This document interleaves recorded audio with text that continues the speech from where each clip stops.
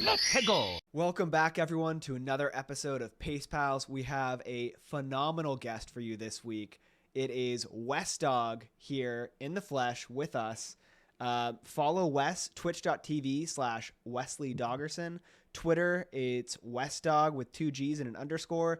And then YouTube is at Wes Dogg, two G's underscore there as well. Wes Dogg, how you doing tonight? I'm doing good. I'm excited to be a part of the podcast. Thank you both for having me on here tonight. And yeah, balancing a couple things out, but this is going to be a nice decompression session. Love to hear it. We're thrilled to have you on. We're excited about it, man. Zeus, how are you doing? I'm doing pretty good. This has definitely been an interview I've been looking forward to, just because Wes has been around for a hot minute, much like Collins, and he's been very deep in the Mario scene, very deep in the community, so has done a lot in the community. So definitely looking forward to breaking some of that down, and what he plans to do in the future, what he's doing right now. Like he's got a lot going on. This is a busy guy right here. True. Wes, you are a busy man, and you've been a busy man for a while. You've done so much in the community. How long have you been in the Mario speedrunning community?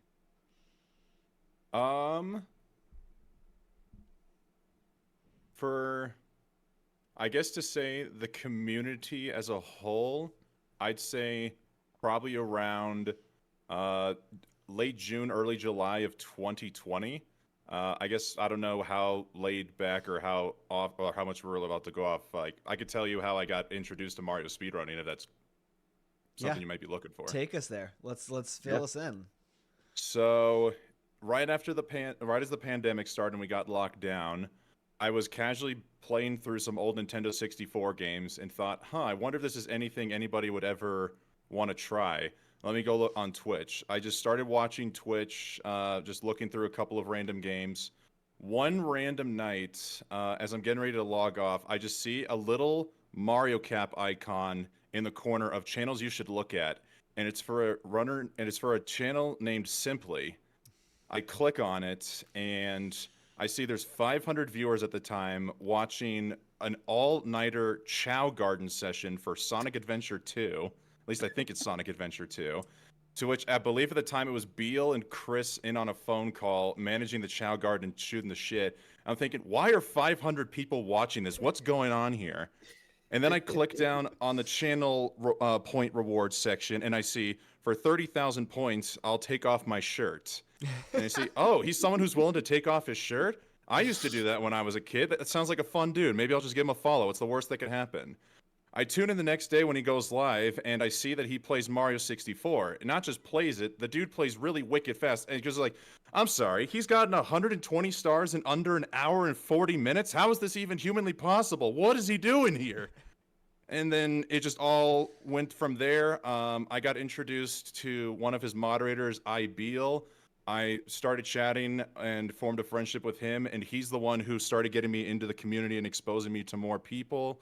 And then I picked up an emulator, started running the game, and it's pretty much all been history from there. It's so funny. Your timeline coincides almost exactly with mine, and it was the same thing. I was a pandemic. I stumbled upon this game because of the pandemic. I found Simply early on, but I think I found GSA's account pretty early too. And they were running reruns of the 16-star league that they used to do. I think that predates our time.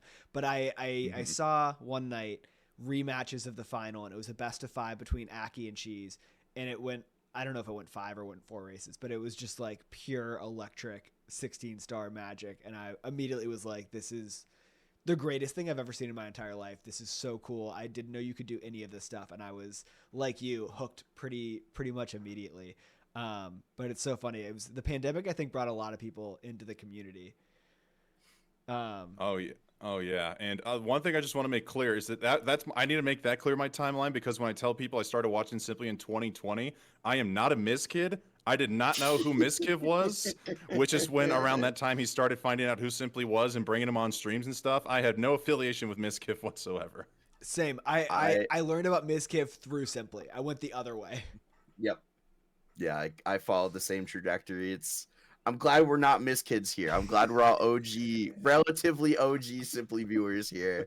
I was post world record though. I will admit I was post world record. I was post for Simply. Yeah. Yeah, he got it in May 2020, so I think we're all post Simply world record. I was just pre-world record, so I started watching him when I think he just got his first 138. I think he had a 138.57, and then literally by the end of the month, on May 29th of that year, he got the 138.28. I'm so jealous that you got to actually experience that, because Simply is one of my favorite runners to watch when he's playing at like his highest level, when he's having pacers. It's just, there's something about it that's so magical to me. I think part of it is like, when I joined the community 2020, he was the world record holder, so he was the number one. He had the time to beat. It was a 138.28. And then just like his world record videos also, I feel like, so famous when he actually gets the world record and he breaks down, his parents come in. It's just the best. It's so wholesome. It's just like the best. It's so inspirational. I'll watch it sometimes and just get like so amped up about everything. It's awesome.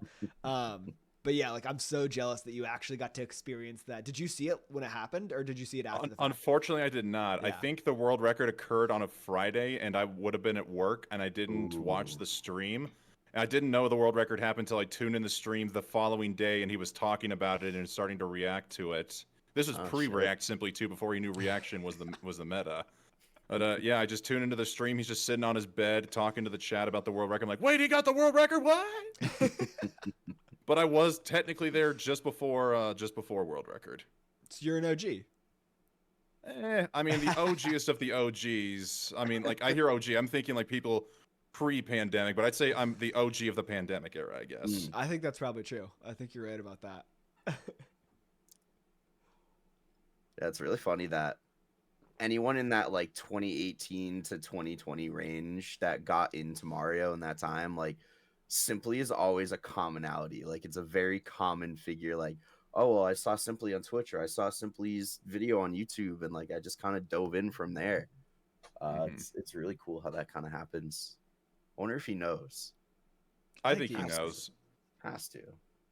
I think he's aware. I mean, he is definitely one of the most influential people in the community, though, and great for bringing people into it too, because his appeal, I think, is much broader than just like strictly speedrunning or speedrunning Mario, and so it's easy for a lot of people to find him and then through that find Mario and realize that it's just a sick game.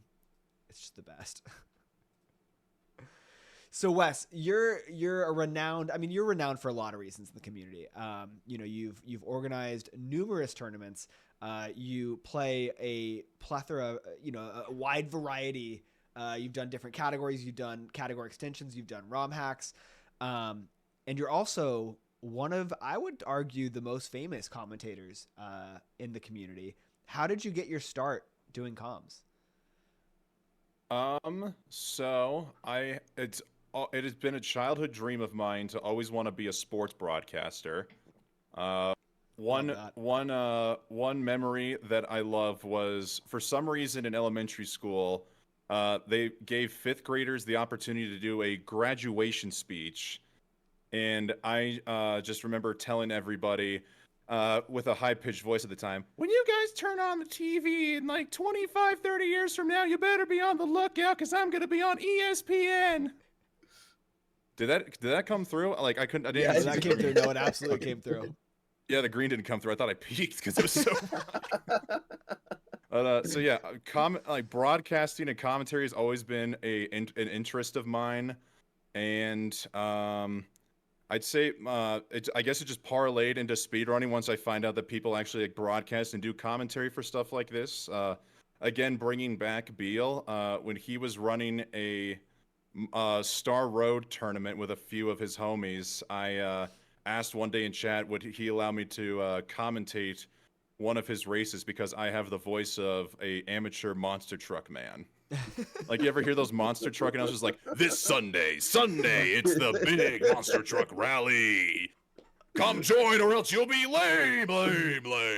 What a selling point. I fucking love it. that. But it's so good. It's so accurate. That's exactly what it is. And then so there's that, and then the thing that people still talk about to this day amazingly was my big shot debut was in a semifinals match for Simply's freshman 16 tournament. Mm. First time I ever talked to Simply. I basically begged and pleaded to get into the booth. There's a whole backstory to that. I don't know if we need to go into that. Wait, but I'm kind of curious. Can we go into it? You want to know some old drama? I mean, Oh. yeah, of course. GTM, stop watching right now. So at this point, I'd also become accommodated with Aussie Adam through Beal and through the Beal and the homies. And Adam had heard me talk. He'd heard me practice commentary, and he thought I was a pretty decent voice. So I asked if Simply was looking for commentary, would he be willing to advocate for me going on for his match versus Clint Stevens in the semifinals, which I didn't even know how big Clint Stevens was as a name at the time. I knew he was a big deal. I just didn't realize he was a big deal. Yeah, like really big deal. Yeah. I mean, anytime the guy goes live now, he pretty much covers his rent for, I imagine, 6 months now. So What a Yeah, life. just shows how loyal the fan base is. What a But life. there was this one guy named Boomer Joe who had been watching the tournament, was also an avid Simply watcher, and he basically threw a huge tantrum in Simply's Discord when Adam said, yeah, then known as Shrek Dog. Shrek Dog can could be commentary for me. I like the guy. He was like, why does he get to be commentary? I've been waiting here and asking to get in the tournament all this time, and now we're going to allow some nobody to get in here? This is absolutely absurd. Damn, shots fired. Wow. So, to calm it down, Simply did allow Boomer Joe to do the Adam Clint Stevens match, and you can still watch the YouTube video. I'm pretty sure still, due to internet connection issues or just nervousness in the booth, I don't know. I don't think he spoke more than 300 words the whole time. Karma. But But I still advocate. I said, hey, yo, if you're still looking for commentary for the next semifinals match, I imagine you got somebody for finals. But if you're looking for somebody for the next semifinals match, I'd be happy to do it. He's, I think, probably begrudgingly or hesitantly said, yeah, sure, come on. And then I did the match for Electric and Jerome, and I guess just even with a lousy snowball, like actual globe mic, people still liked my voice, and that was my first real big exposure into commentary. The rest And is history. also, you know, now I'm renowned as a commentator, and Boomer Joe got banned from the community for hating on transgender people, so everything worked out. I didn't know that. Oh Wow. my god, the good guy wins. I Yeah. love that so much. Everything worked out in that one. I Yeah, feel no like. kidding. We had the right person lost, gone from the community, and the birth of a commentating legend in Wes Dogg. That's incredible. I love that so much. So what kind of, I mean, I feel like you've run the gamut in what you've commentated. Are there any types of events that are your favorite to commentate now? I do like 16 star. 120 is still a struggle for me personally, just because there's always, whether it's a race or an LTA, there's just always so much dead space or so much void you got to fill. Whereas 16 star LTA or race, everything is just nonstop action.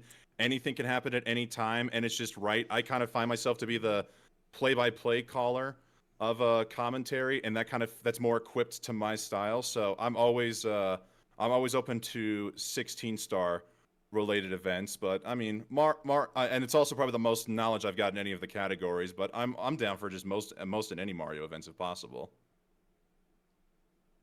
Yeah, I kind of agree with you on 120 star. Having come fresh off a 120 tourney, sometimes, man, it gets hard to make some stuff up to say. It's like you said, it's a lot of dead space, a lot of dead air to fill. And after your, fifth or sixth match of a round, it's like, I've said everything I could say about 120 star. Like, what the fuck else do I say? Yeah, at that point, it's just being able to find good chemistry, hopefully with your co-commentator, or the part that I still struggle with the most. I imagine maybe most people do, is I could be rambling on in the middle of a thought right now. I could be speaking this sentence, and then, oh no, somebody just took a death, or oh no, they fell in HMC 100. Am I supposed to keep rambling on with my thought and make that a side note, or do I need to call to attention that just happened? But then, like, it just becomes a kind of a weird bump in the road for getting back on track for the thought. It's still a puzzle I don't know can be solved, or at least something that I've yet to solve. I think that's one of the challenges of commentating is kind of work while you're talking about the stories or whatever the thoughts you're having, and then something happens. Being able to flow between the two is incredibly challenging, and to do it in a way that like doesn't distract but properly highlights what's going on in the race or in the LTA, whatever it is, and then you still get to complete your story, your thought, or whatever it is. The other thing about 120 that's a little tricky, Ghost Hunt is in that category, and if you're not careful, we all know you might drop a hard C on the second word. It happens, so just something to watch out if you're commentating 120. Okay. Any new comms out there? Yeah, I'm just glad there isn't any runners right now whose name ends with a K, so you don't say like, oh, Mike is on a hunt. Can't do that. Got to be careful there. Yeah, Things you got to look out for. Yeah, 120 is all about capturing the attention of people, if you know what I mean. Wait, did you just throw Cappy at us? Are we are that. we being controlled right now? That's he crazy. Controls us. Yep, had to throw in an Odyssey joke. So Wes, I gotta ask. You talked about 16 being your favorite. All Mario is good, but 16 is your favorite. Do you have a preference between LTA and head-to-head?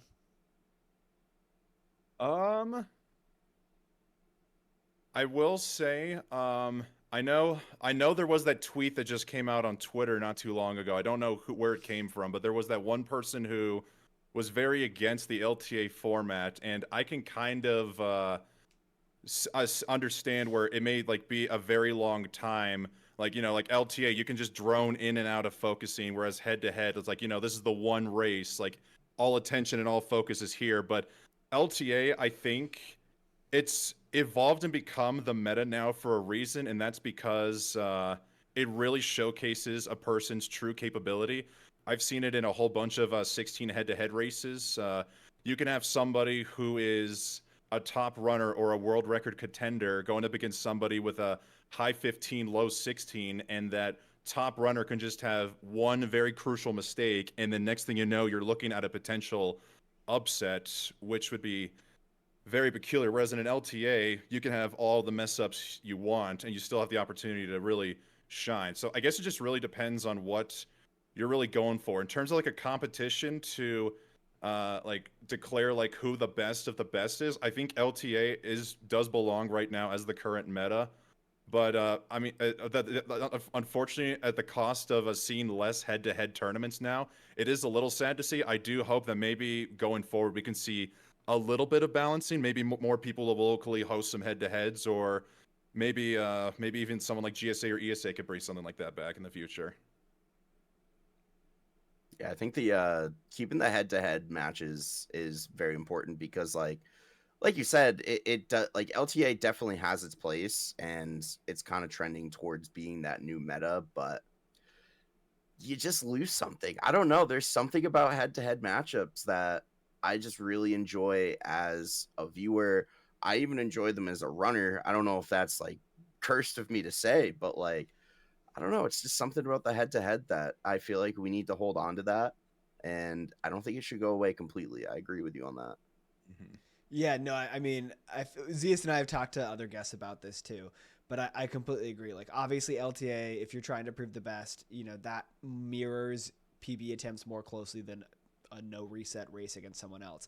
But there is like an excitement element that I don't think the LTA can quite capture. There are moments in like a run in overtime that ends up being a PB. Of course, that's exciting, but everything matters. The consequences of every single piece of movement in a race are so high. The stakes are so high.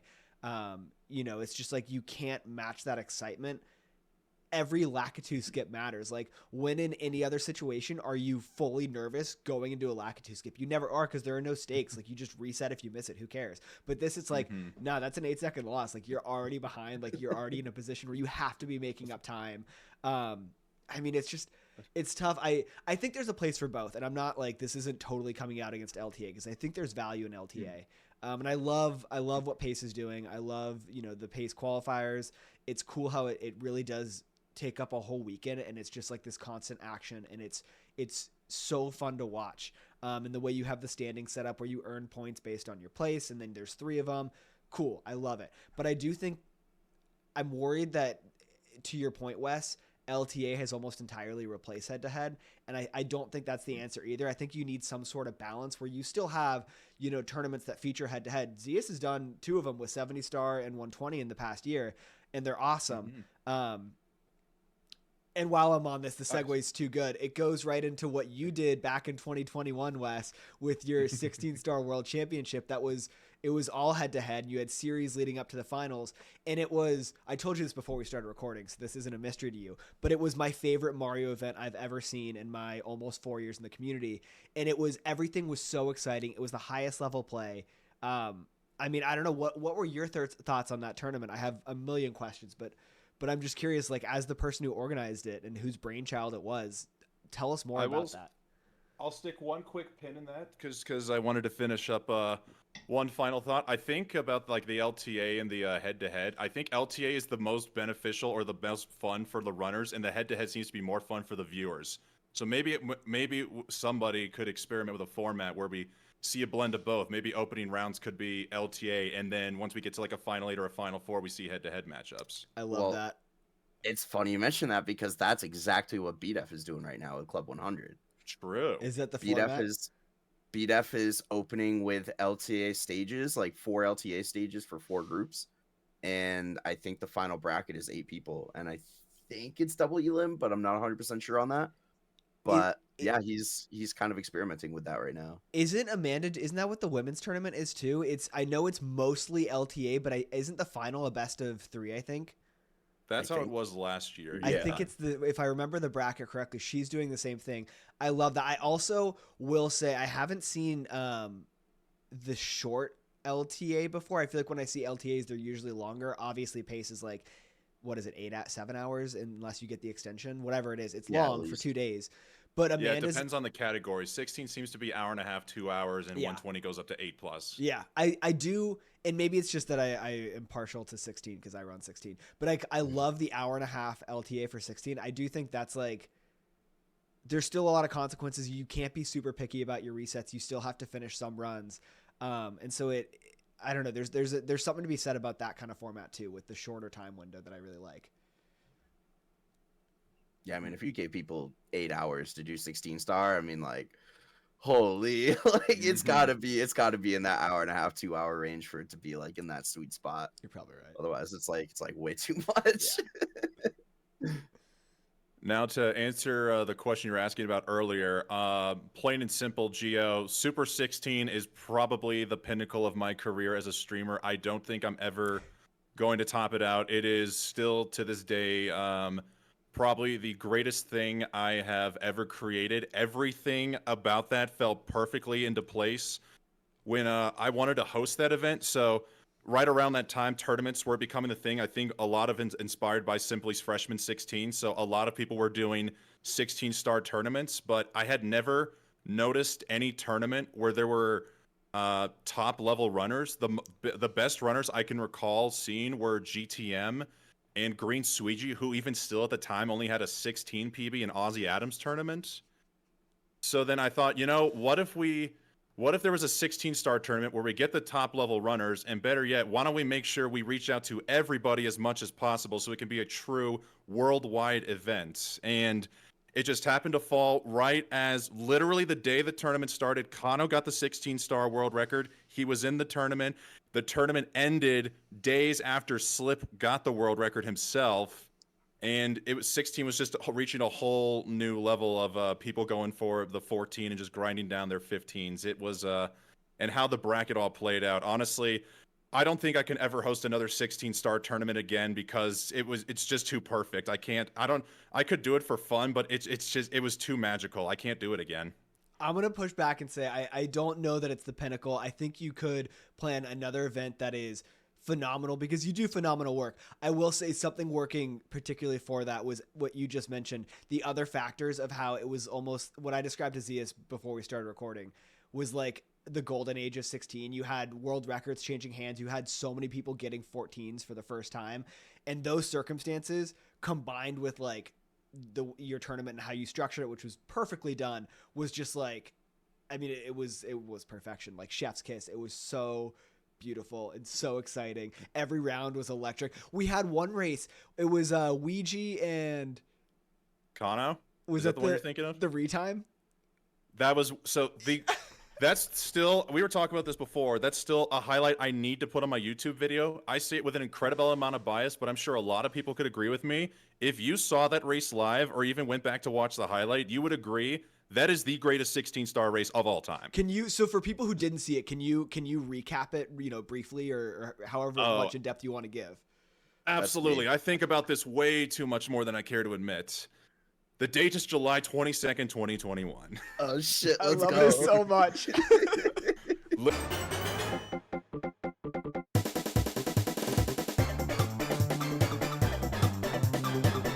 Oh my god. The greatest 16-star race of all time. Maybe now that I'm actually talking about it again for your guys' podcast here on YouTube, I should probably kick myself in the keystring, get that uploaded so everybody can relive the glory or just see how glorious it was. And speaking of YouTube, if you're watching this, guys, on YouTube, last time I checked, the Pace Pals channel has 62 subscribers. Only 62? By the time this video is complete, if this channel is not up to 69 subscribers, I'm going to be very, very upset. The magic I'm number. imagining this is one of those channels where 80% of the people watching this program aren't subscribed to the channel. So what are you doing? Please, click the subscribe button down below right now. You heard Be the a Pace man. Pal. What are you Right down doing? there. We're not saying that. That's Wes Dogg. That's not That us. is from the mouth of That's Wes not Dogg. us. This was not a paid advertisement whatsoever. I'm just simply saying it as it is because I also like 69. Nice. Nice. We don't have the funds to pay him, so you can believe him when he says that. We have no I've revenue. I've taken a look at their crack team behind the scenes, guys. They're really not paid and they're kind of suffering. It's really in for the love of the game. They're really doing this for the love of the game. We may or may not be in violation of several labor laws. May or may not. Fortunately, Gio's a lawyer, so he knows how to find a loophole around all of them. Look, we'll work through it. Don't worry about it. All right, don't look into it. It's fine. All right, listen. If we get to 69 subs, Wes will update. You'll upload the race. You'll upload the race if we get to 69 subs.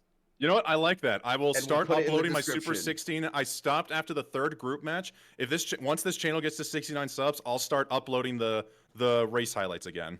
If that's Let's not go. motivation enough, then Let's I don't know go. what you people need. All right. Here we are talking about the greatest tournament of one of the greatest 16 tournaments, and there's barely any video proof of it outside of Twitch. So frankly, we need to make it known. It's basically lost Anyways. media right now. We gotta bring it back. True. Honestly, if you upload it, I would probably watch it on like a regular Oh, yeah. basis, like once a I month. I'd think I probably would just too. fire it up. I didn't see any of that tournament, so honestly, that would be like fantastic to go back and watch. Honestly, that would be amazing to see. Wes, It was crazy. I know you said you don't think you could ever recreate it. Have you ever has the thought ever just flitted through your mind? Should I do another 16-star world championship? 16, no. Has the thought, yes, but I ultimately still come to no. Also, just so we had Ouija Kano, but also the greatest thing about that tournament, Slip and Kano, who then at the time were now the number 1 and number 2, were in the grand finals, and that went the distance best of 5. So again, how it all worked out to get Flixer beating Kano was probably the greatest thing to ever happen in that tournament. Because Kano wouldn't have faced Ouija, and he would not have gone against Slip. I even planned from the beginning, it's like, all right, I'm assuming Kano and Slip are probably going to meet up in the semifinals, and we'll just see what happens in the finals. The fact that they met up in the finals made it all worthwhile, and yet again, another reason why I couldn't do it. It was honestly so beautiful. I probably still have it on the highlight. I legitimately cried. I mean, All the effort that was put into the tournament, organizing it, marketing it, and of course, shout-outs to, I don't know where I am on the screen, but shout-outs to wherever Gio is, because he provided Point this some way. very cool statistics that were used for the grand finals. This man watched the tournament religiously. He was not kidding, and he was responsible for creating images like this. It's I true. don't know if you guys can Wait, see it on Discord. That's so sick. It's true. We had fire sea cycles throughout the entire tournament. I love that you pulled that up. Scuffed ultimate was a term that I wasn't like official, but it was if you made the Ellie's for ultimate cycle, but you fucked up the third level. Sorry if we need to bleep that out. I forgot. So, I don't know if we have a policy on that. We haven't been doing anything. Anyway, but yeah, scuffed was like if you messed up the third level. But yeah, I literally went back and I had a handful of tricks like flag eye list, salt, or I don't know if people did, I think it was a combo of salt and texture. But I went back and like looked at everyone's stats for all of their races at every single one of the races in the tournament to see like what was their consistency rate. And I think the craziest thing we found was Slip was either perfect or had only ever missed one flag eye list the entire tournament. Yeah, he was I think 11 of 12 or 12 of 13 for over 90% flag eye list, and Kano had only done it a couple of times. And I think it was in a situation where he either had a huge lead or had a deficit, and he needed to try it in order to make a comeback. That was like my biggest takeaway was like, oh my God, Slip is cracked at Flask. And to your point, Wes, the grand finals were so perfect because Slip reclaimed the world record right before they took place.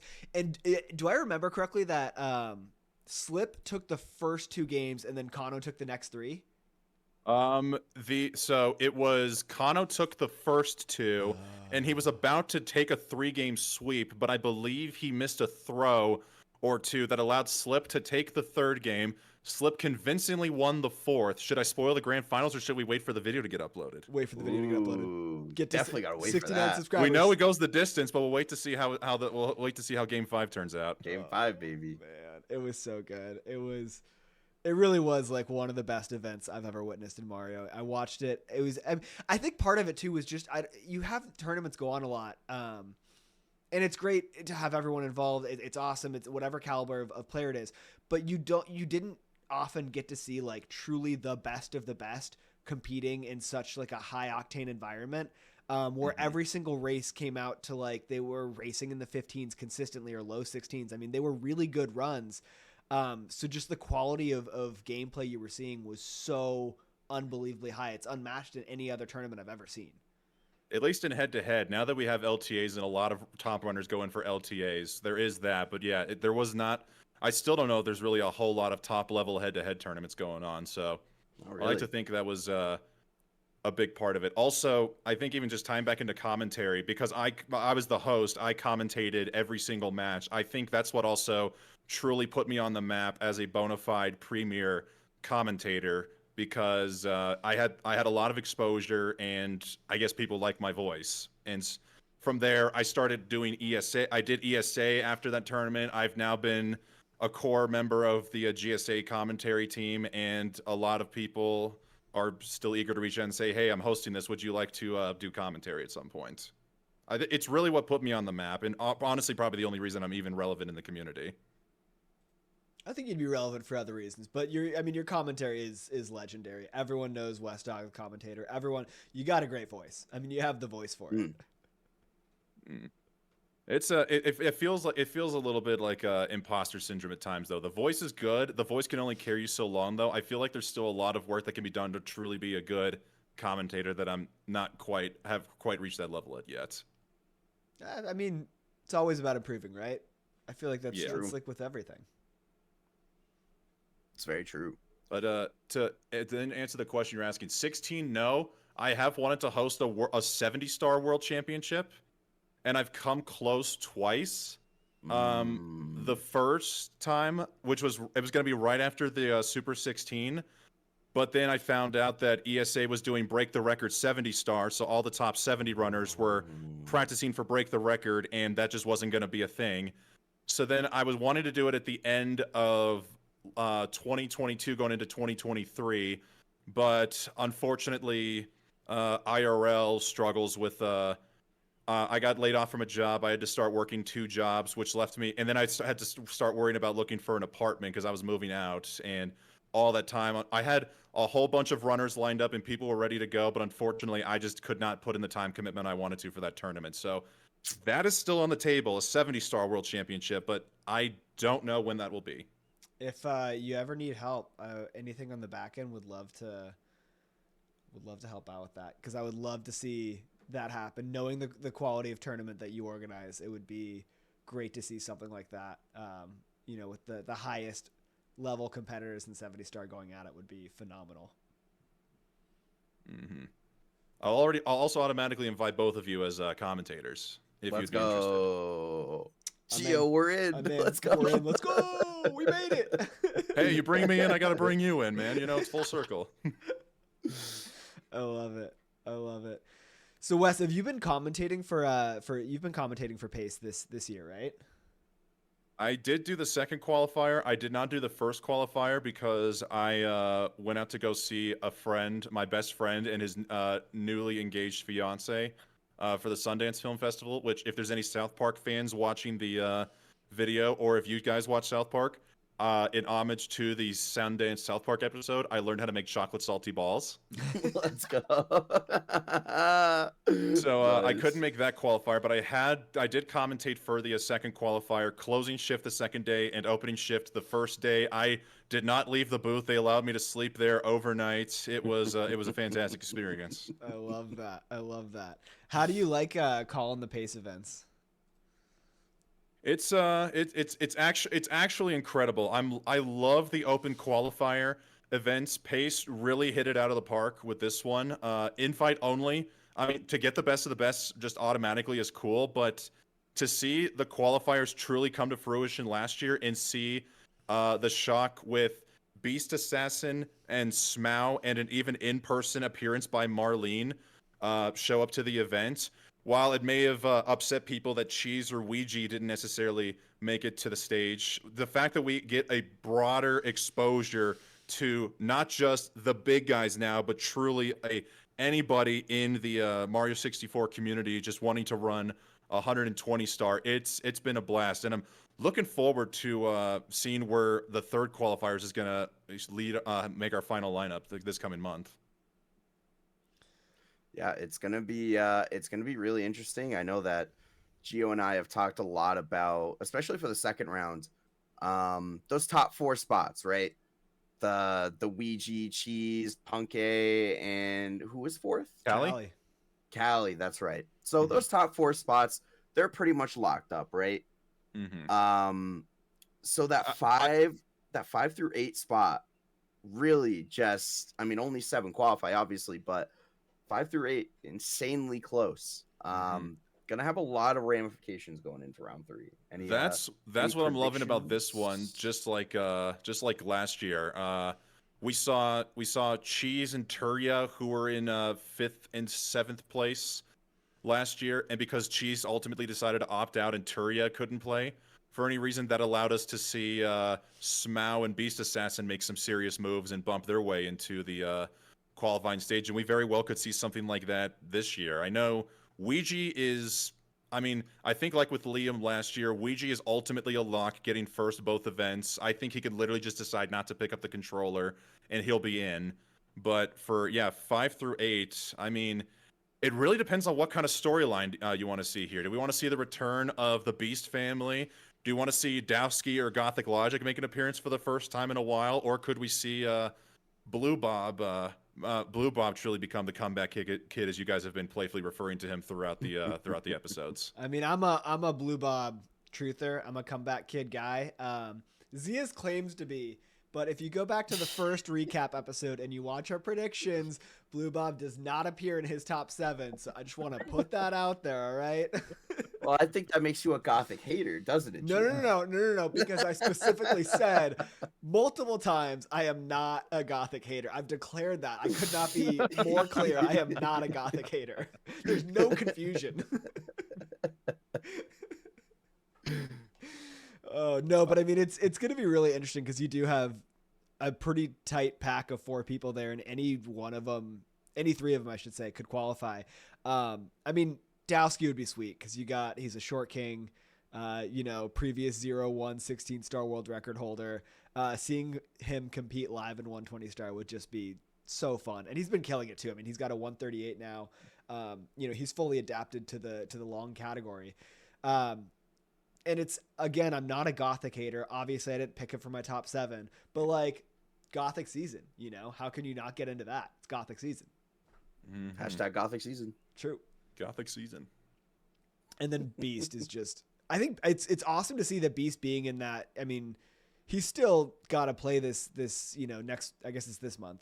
But he's in that safest position in that second group of 4 there at 20 points, 5th place. Like he's, I think the odds are in his favor to qualify at this point, which is really cool because seeing him, I wasn't live at Pace last year, but seeing the videos of him compete and seeing that PB, I've said it like a million times on the show, but it's the best thing. It just warms your heart up. It's so great.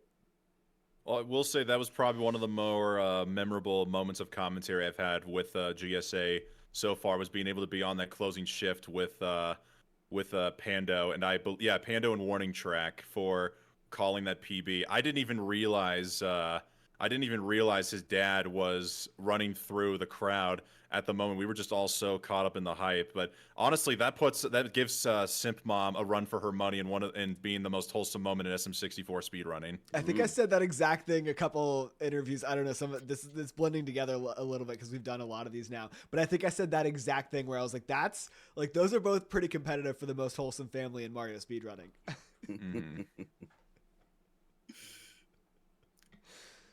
Oh man. So going forward, round 3, Wes Dogg, do you have any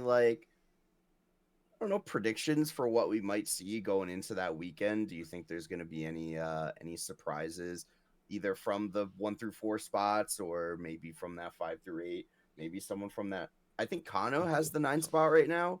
Kano's a 9, but he's 7 points back of Blue Bob, so it's like a tougher. It's definitely a steeper mountain to climb. Okay. Do you think we're gonna see anything surprising, Wes Dogg? I'll quickly put a pin in that. The one thing I just will say that is surprising is that we pulled a complete 180 from last summer, in that it's so great to see Cheese and Ouija just finishing out runs. Cheese, most notably over the last month, did what was it? F it February, or just finish February? Yeah. Where he forced himself to do 120 runs. I think because he wants to see himself back on the stage in summertime. And Ouija too. I mean, the first qualifier, 136.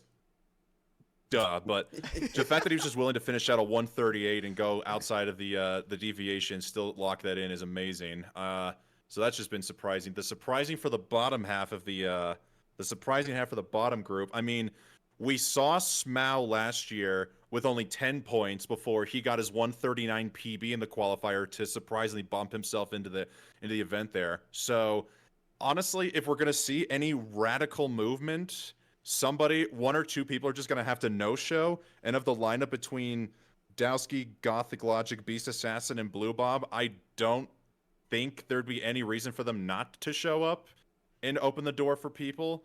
So the only surprise that would really come at this point is if Blue Bob can get back into PB territory, 139, because I legitimately think he's going to need to get a 139 if he's going to qualify. He's finished with a couple of solid 140s, but as we've seen, a 140, we don't know where the 140 is going to stand. It could be on the leaderboard. It could be just outside the leaderboard. So if he wants to get in, he'll need the 139, and I'd like to believe in the Blue Bob. I love it. The comeback kid. I completely agree. I think that's right. The 140, there's a lot of variability in where the 140s have fallen. But I think you're right, because he's finding himself in a position where he needs to outgain the people immediately around him by at least 4 points. I think you're right. He's got to really kind of show up with a much better performance than he's showed up so far. He can do it, obviously. His PB's, in that range, but I think it's going to take one of his better performances. Mm-hmm. So we've been talking a lot about commentary. You are also a speedrunner, Wes Dogg. You have gotten, I believe, runs accepted into Pace, events like that. You speedrun a couple of different games. We already talked about kind of like how you got into speedrunning, but we kind of branched out into commentary. When did you kind of start figuring out like, oh, I want to run like SM64 and I want to run multiple games at that? Just run SM64, which is something I ultimately recommend for anybody. Is if you're watching the game, you're watching the speedrun, and it interests you, literally just, if you have the game, if you have the console, or if you have an emulator ROM acquired legally, of course.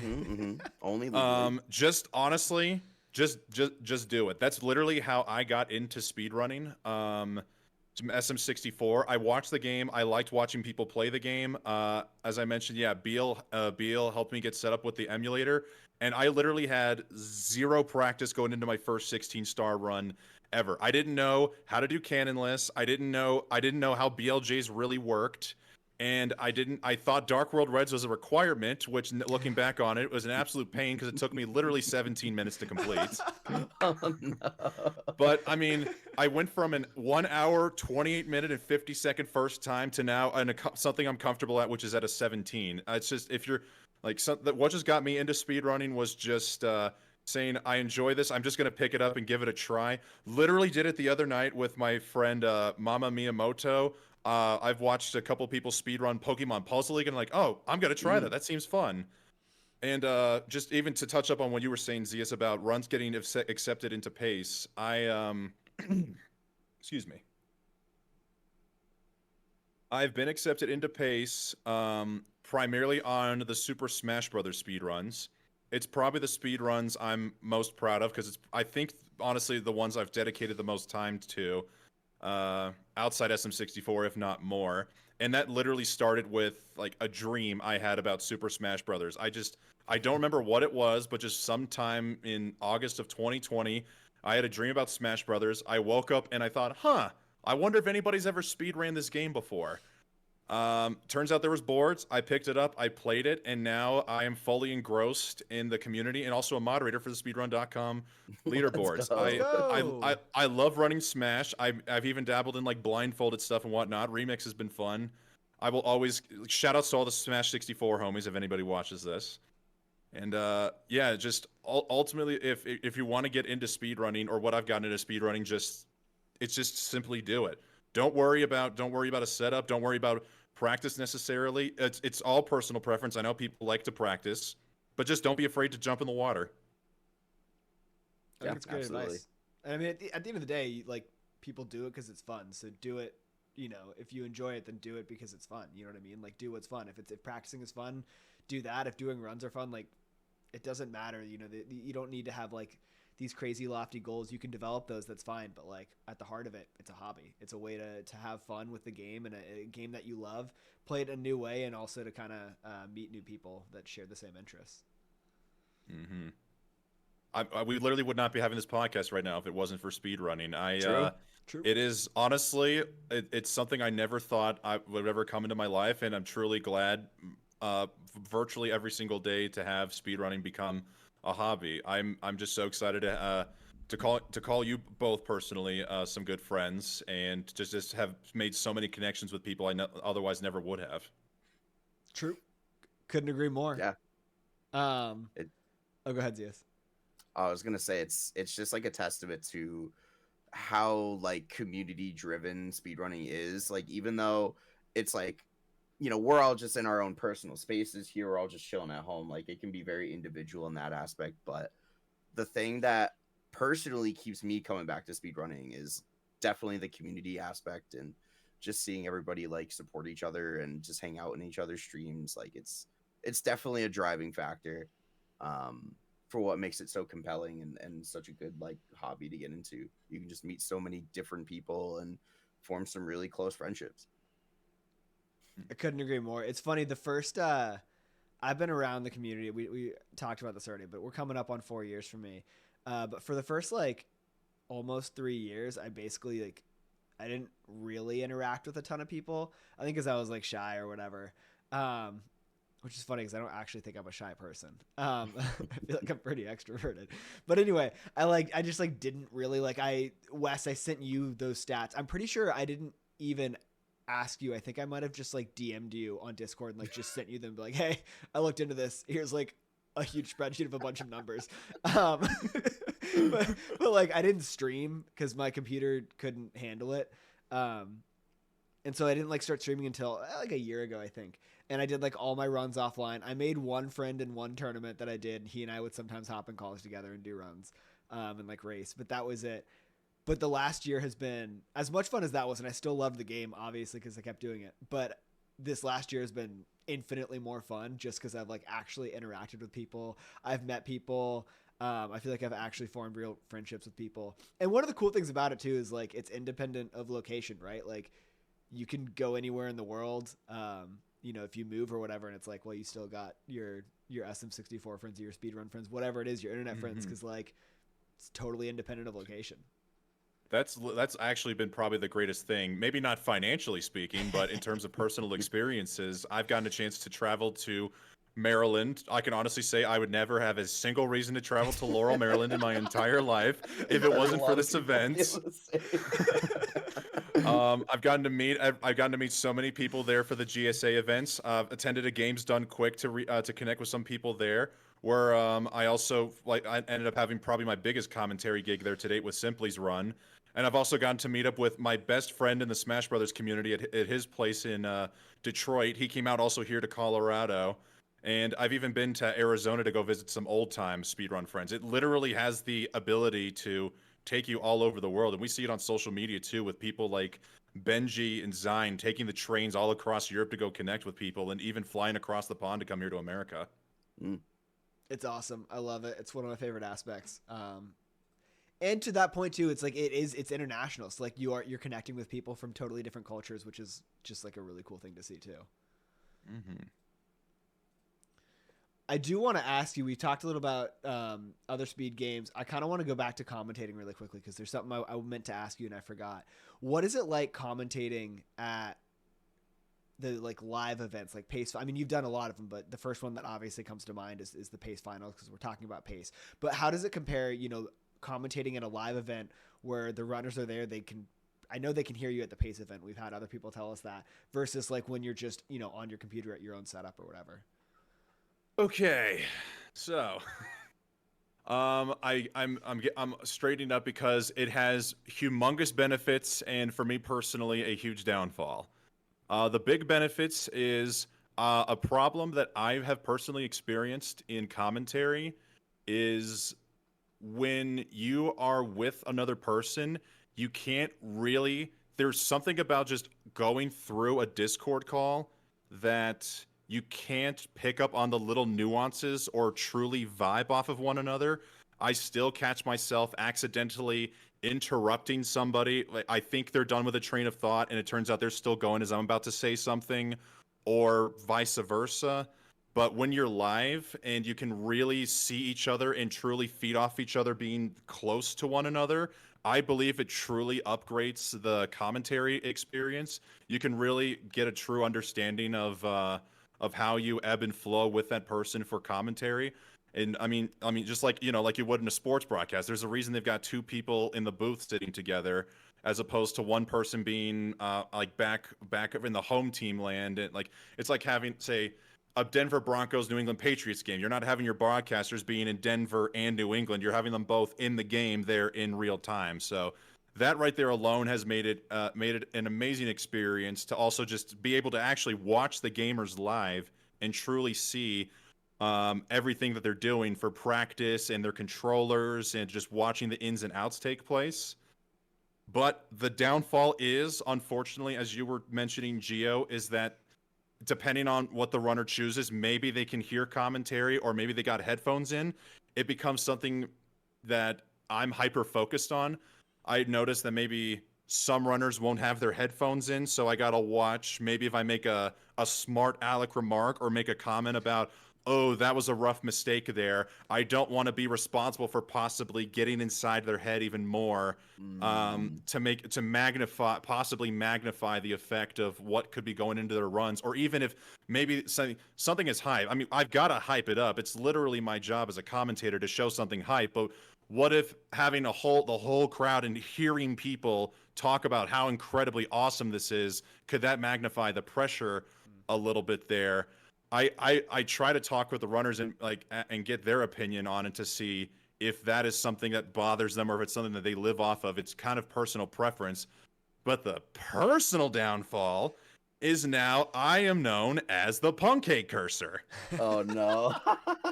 To the point that in the last qualifying event, when I was with Collins in the booth, he literally called me out. I don't know if you guys heard that at all, But at the very end in overtime, he said, I'm watching the event on the main screen, so I know you guys can hear me. And he just made a mistake in THI. I'm blaming that all on Wes Dogg.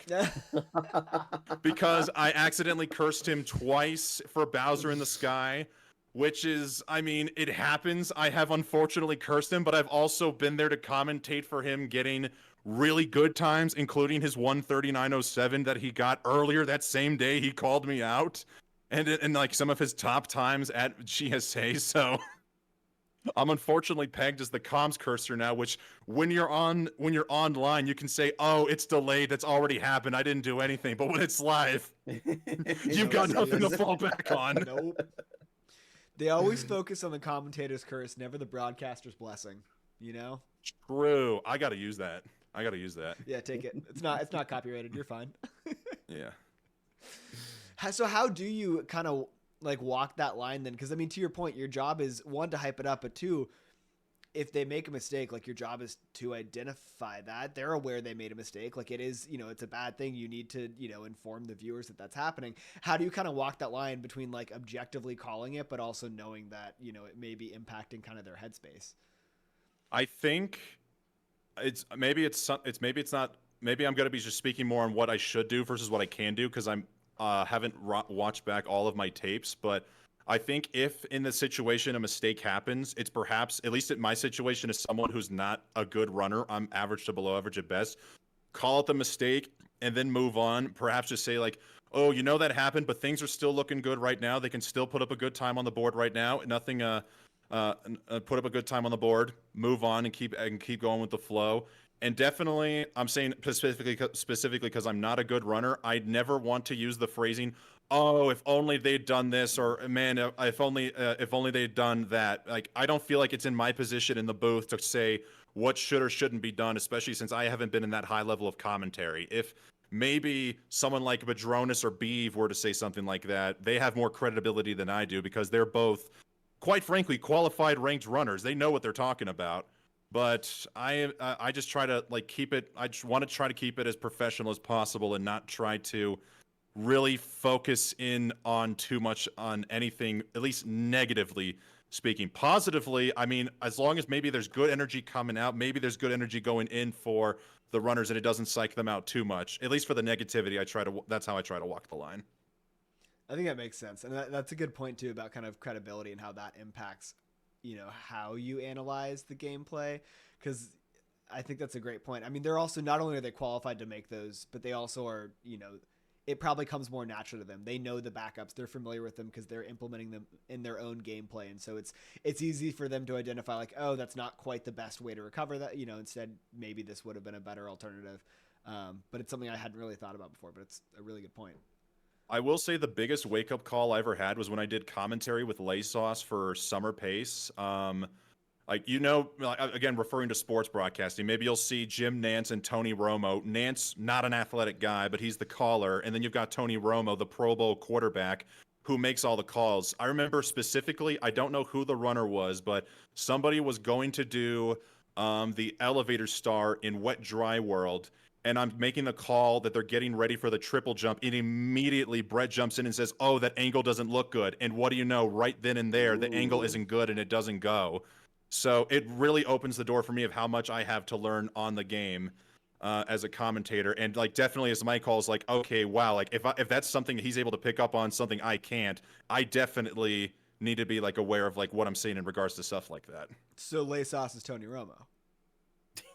In this aspect, yes. I'll take it. That's not a bad comparison. I don't know how he personally feels about the Cowboys, because I know he's a Pats fan like Zeus, but I didn't know that. Maybe you know what? Maybe he's the Tom Brady. Maybe he's the Tom Brady because Brady's soon going to be a caster. True. Side note: I'm excited for that. Of course you are. Obviously. Of course you are. What's annoying is he's going to be incredibly good at it because he's just good at everything he does. We'll see. Honestly, it doesn't talent in the booth. Maybe this is a hot topic here, but something I don't talent in the game doesn't always necessarily translate to the best commentators. I won't necessarily call out people, but maybe it comes also with maybe more exposure and more practice in doing commentary. But sportscasters, may try commentary, and then they're out within a season or two just because it doesn't work out for them. SM64 runners I know like may have a really good, respectable time, but hearing them do commentary, they may be a little timid. They're afraid to call actions and whatnot, and or maybe sometimes they're just a little too overly analytical about what's going on, and that kind of takes away from it. Like maybe like we saw something incredibly hype happen, and then you hear them going on a ramble for about 30 seconds to 60 seconds about how that happened and why it's so awesome. And like, okay, we get it. We can move on now. Pet peeves, I'm talking here, pet peeves, but maybe it's something worth mentioning. I don't know. No, I think those are good points. I feel like it is a tough line to walk because you obviously want the analysis. You want the people who know the game to explain what happened. But especially with something like SM64 speedrunning, probably true for other speed games too. But it's so easy to get too in the weeds, and you're talking like angle percentage or like some crazy stuff. And it's like, all right, like you're losing the average viewer here a little bit. Like we don't need to go quite to this level. Keep it a little, broader strokes. Yeah. That's a big thing to keep in mind too, is the average viewer. We always are imagining people watching are always going to be SM64 viewers and know what's going on or may want to learn more. But I tried to get my brother to watch a broadcast that I was doing, and he just admittedly texted me and said, I watched for about 10 minutes, but I had no idea what was going on, so I tuned out. So if anybody here maybe is looking for commentary tips, like it's good to know, but don't worry about having to know every single thing or spewing out every single thing you may know, because you got to also keep in mind the attention span of the average viewer. And the average viewer may not know, or quite honestly may not want to know the ins and outs. I've kind of fallen into a similar trap when I'm doing comms for GSA. I'm still relatively new to it. I've only done like a few qualifier rounds. And it is all about hitting that person, that audience that doesn't really watch the game religiously like we all do.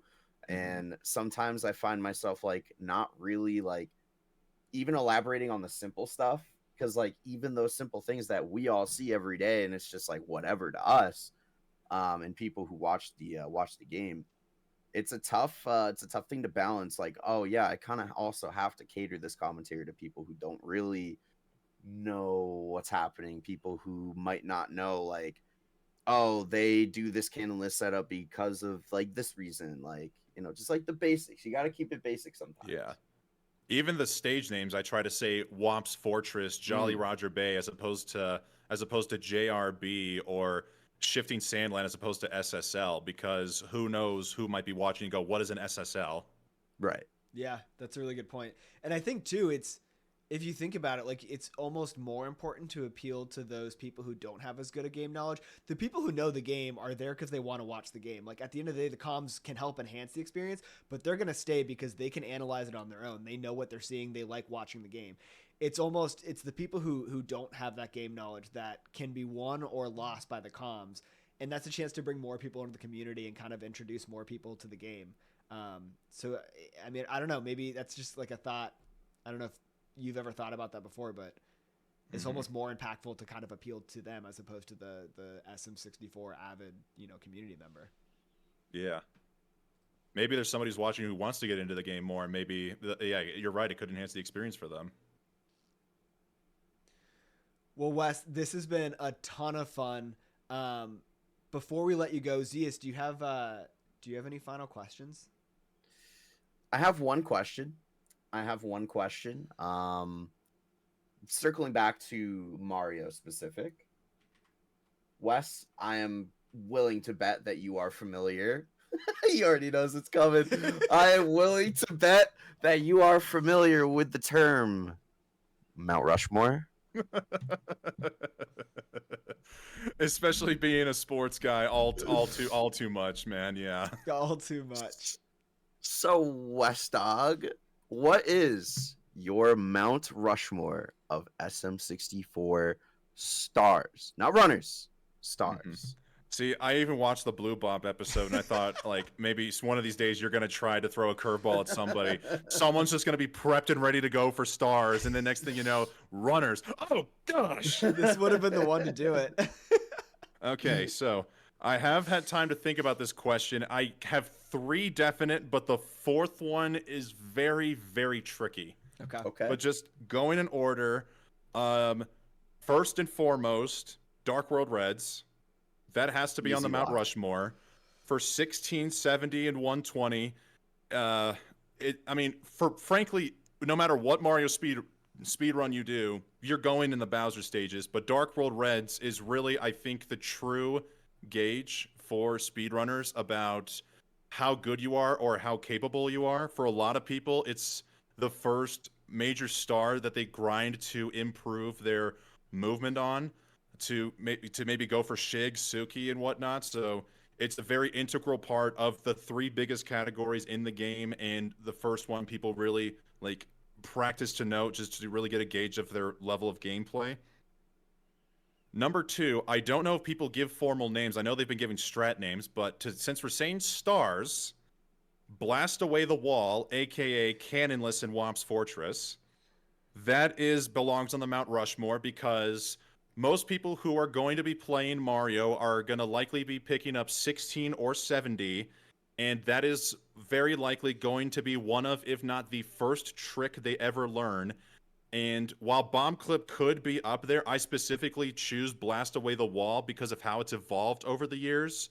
From the Cannon Full strat, getting on the platform, to just straight up yeeting it at the corner and praying it works. And now we've got Sock Folder and even Salt Cannonless just within the last few years. It's a star that's continued to evolve, and also, even if Dark World Reds goes well, is the true gauge of, is this run going to go well for me, or is it all about to end right here, right now? Facts. Yeah. This one, still a relatively new-ish, at least the reason I'm putting up is relatively newish, but I would say Stop Time for Red Coins and TikTok Clock, specifically for Moving Reds, because of the huge impact that Moving Reds has had on the 70-star category, and now even making its way into the 120-star category, as for being likely one of, if not the last star you do in a 70-star run, and one of, if not the last star you do in the clock in a 120 run. Huge impact, and also it's just, when it goes well, it's a beautiful thing to see.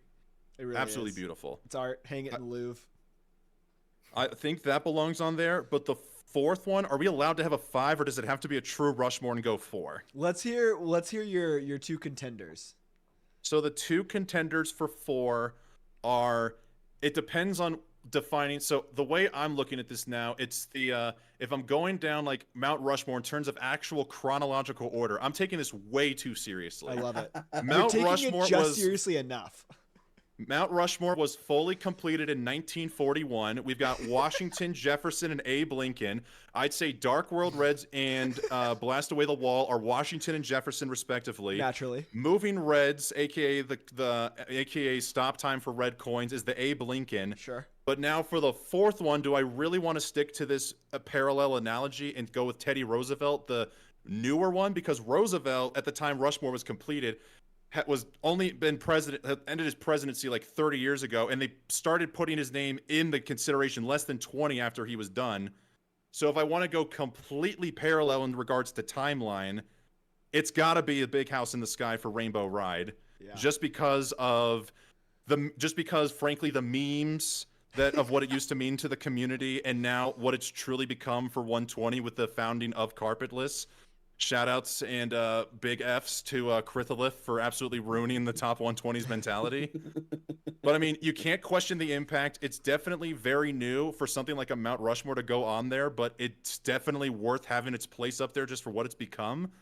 But if I don't want to go specifically with a direct parallel, I want to say the other contender would be, the formal name is Pole Jumping for Red Coins, but it's basically DDD 100 coins. Nice. Because like with Dark World Reds, if you're going into 120, that seems to also be a true gauge of where you are, as a player. Dark World Reds, you can work on your movement. And start learning the routing and optimization better. But once you get to DDD, you need to get good routing with good swimming, with grade A lag reduction, all on top of that with some fine tricks like front sub and a very particularly intricate triple jump for the 8th and final red. And so that one just seems there to be the cream of the crop for 120 runner, at least 120 for SM64 Mount Rushmore.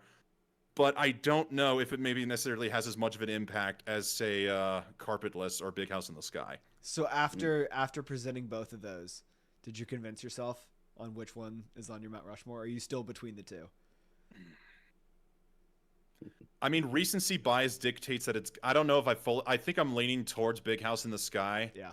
Just because maybe of recency bias, and again the direct parallel. If I want to be truly analytical on my comparison with Mount Rushmore, but I mean DDD 100's also come a long way too. So I'd say I'm on the fence, but I'm definitely leaning more towards the carpetless side of the fence than anything else. I mean, both are great contenders for all your points. DDD 100 is, I feel like, the pinnacle of skill for a 120 runner because it has every aspect of the game in it, and it's just like watching it done well. I think it actually might. This might be hyperbole, but I'll say it anyway. I think it's my favorite star to watch if it's done well. Mm-hmm. It's super clean just to see it perform to a top level, and it is definitely a star that's gone through a lot of evolution and a lot of changes. Simply had a very good video on the evolution of DDD 100. I forgot about that. I should have watched that. That could have helped my case right there. All right, linking it down below. Yeah, what do you guys think? What do you guys think? Carpetless or DDD 100? Leave a comment below. Let's go. Leave a comment. 69 subs, by the way. 69 subs. Also, if I know we're wrapping towards the end of the program, I don't know if we're going to make any talking points, but here's the second shout out I told you guys I would do. If anybody is going to Summer Pace and plans to be on commentary for the Mario 64 LTA, this is not paid. I am 100% serious. Watch this show. The number one thing you can do as a commentator, prepare. Know if you're going to watch a racer in LTA, know the runners, know their PBs, know their tendencies. Maybe watch a couple of their streams and kind of get an idea for who they are personally or what they do or don't like to go for. And especially with something like an LTA and the qualifiers here, this is something that I've wanted to do for a little bit, but I've just frankly never given myself the time. Gio and Zeus, you guys are literally doing the community a big up by hosting this podcast, by having a recap of the qualifiers. Even if people just want a Spark Notes or a Cliff Notes version and don't want to go back and scrub through the whole VODs and get every little intricacy, you guys have done a wonderful job at presenting a good recap for all of the qualifiers, and this is the tool that anybody who wants to do commentary needs to do for Summer Pace if they plan to get into the booth. I am, of course, trying to live up to that word too. You guys have done. You've helped me keep up with pace just with this alone, and I tremendously thank you for that. Too kind. So we're so not kind. deserving of the praise, but it's very much appreciated. Thank you so much, Wes. That was incredible to hear. We do appreciate it. We do put. I mean, we put a good amount of time into it. The weekends of particularly the pace recaps, I will say. There's like a few hours of work that goes into like legitimately scrubbing VODs and like looking at where major time losses were and analyzing runs. And hey, look, if you want the Spark Notes version of the Spark Notes, every episode is timestamped. All right, we got timestamps in there. Just go to the part you want. I also put in like an hour and change into that part. So make me happy that I put the time in there. If you use the timestamps, I'll feel better about putting that time into it. But that was incredibly kind, Wes. Thank you so much. The praise means a lot. It really does. Honestly, thank you guys for willing to do this. I hope this continues to be a thing outside of summer qualifiers, and I'll shamelessly throw this hat into the ring. If you ever want a third person to join the cast, I would not mind popping in for a special guest appearance. Yeah, I mean you're welcome on. You're welcome on whenever. I feel so cringe doing that right now. I'm so sorry. No, I loved every second of it. That was great. I know we got to figure out what's gonna happen after Pace Finals. Right. We have time though. I mean, that's like 3 months away. We literally have. So I mean, you can do what the Kelsey brothers do. The Super Bowl's over, but you can still recap the end of the season, and then that'll be the end of that season, and then you start getting ready and planning for the fall pace. Because I'm assuming we're going to have this again in the fall. I think you're probably right. It'll be interesting to see if it's automatic qualifiers again, or if they're able to do. I think qualifying, I feel like just takes a lot of resources, all the planning that goes into it. Yeah. Shout out to all the organizers, by the way, because they do a phenomenal job with this.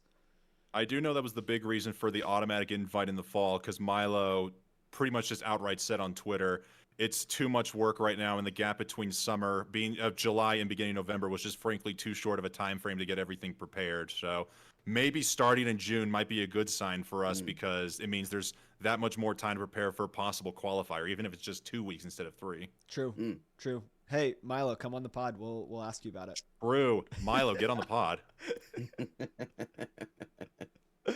Oh man.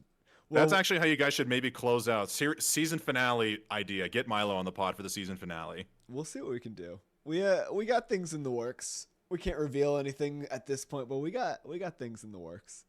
We're cooking. Let us cook. True. I'll let you guys put on the chef's hat. Sorry. Zeus is head of guest acquisition. Yeah, I'm the PR guy.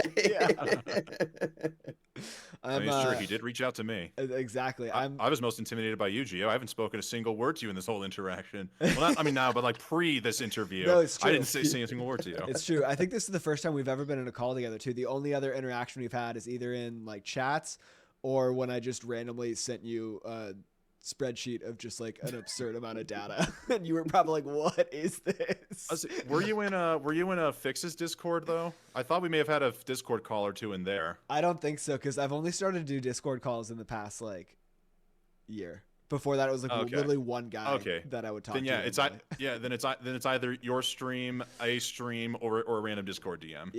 Yeah. So no, it's been a great face-to-face first interaction though. 10 out of 10.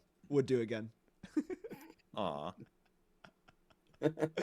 Well, Wes, here's the thumbnail for you guys. There it is. Perfect. Wait, that's the thumbnail image. Let's go. I'll mentally mark that because I need to get the screen grab of that. I held it for a little bit just to make sure you guys can capture it. No, it'll be easy because when I scroll through 10 seconds at a time, I'll for sure see that one. Well, Wes, thank you so much. This has been an absolute blast. You're welcome on anytime again. We'll have to have you on again at some point for sure. Either leading up to finals or maybe after finals, we'll get you on here to recap everything. But thanks so much for your time. It's been a blast. And yeah, you're the best. Hey, thank you guys for having me. I appreciate it. Thanks, Wes. Bye. Bye, YouTube. Bye.